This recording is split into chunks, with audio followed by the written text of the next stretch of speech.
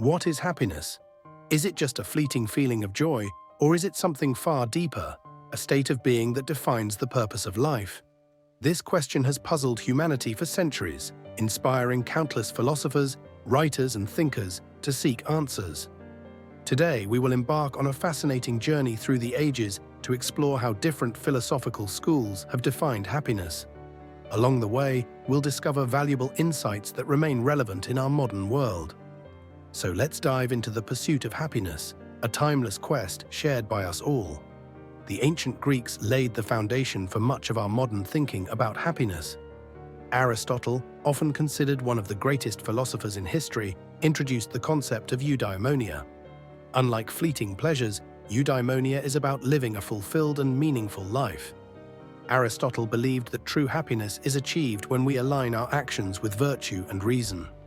To him, a happy life is like tending a garden.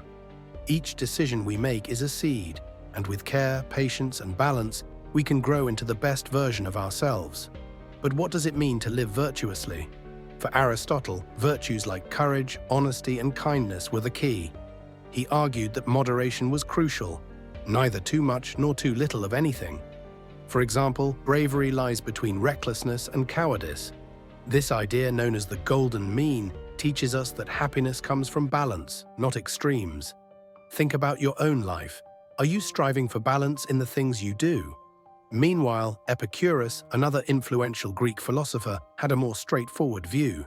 He believed that happiness lies in avoiding pain and embracing simple pleasures. But don't misunderstand, Epicurus wasn't advocating for indulgence or luxury. He valued moments like sharing laughter with friends, enjoying the warmth of the sun, or savoring a good meal. For him, happiness was about appreciating the small joys of life while avoiding unnecessary desires that lead to dissatisfaction. However, Epicurus also had a warning. Too much pleasure can lead to long-term suffering. Imagine eating your favorite dessert every day. At first, it's delightful, but over time it loses its charm, or worse, it might harm your health. Epicurus reminds us that moderation isn't just a virtue, it's a pathway to contentment. Fast forward a few centuries, and we meet the Stoics, a group of philosophers who approached happiness from a different angle. To them, happiness wasn't about external pleasures or even balance. It was about inner strength and resilience. The Stoics believed that while we cannot control what happens around us, we can control how we respond. This mindset, often summarized as control what you can, let go of what you can't, is a powerful tool for navigating life's challenges. Imagine standing in the middle of a storm. The wind is howling, the rain is pouring, but instead of panicking, you remain calm, rooted like a tree.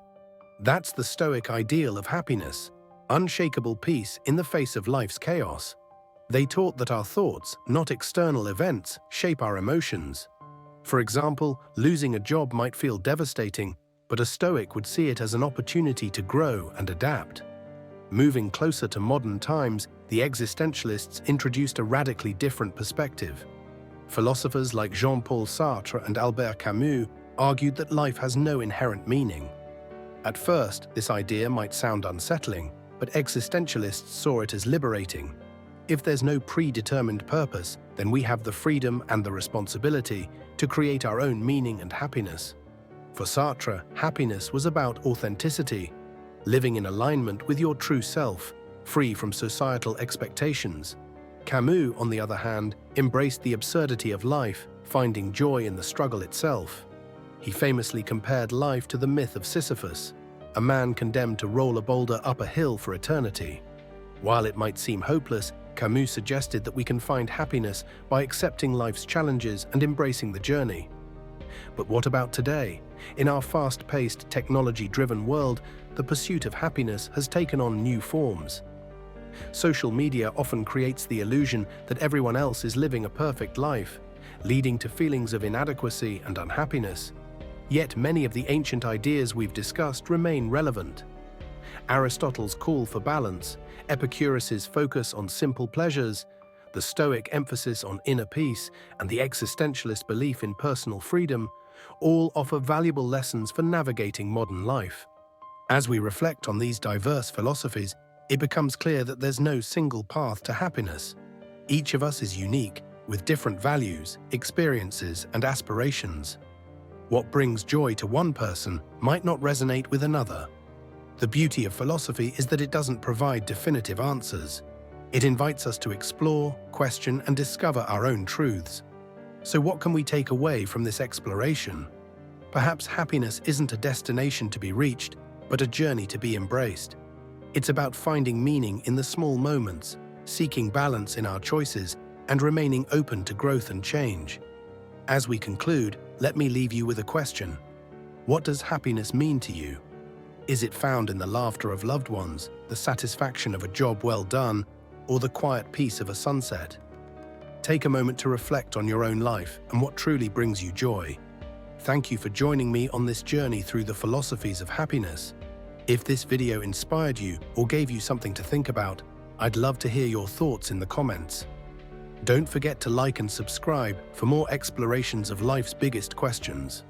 Until next time, keep searching for answers, and remember, happiness is yours to define.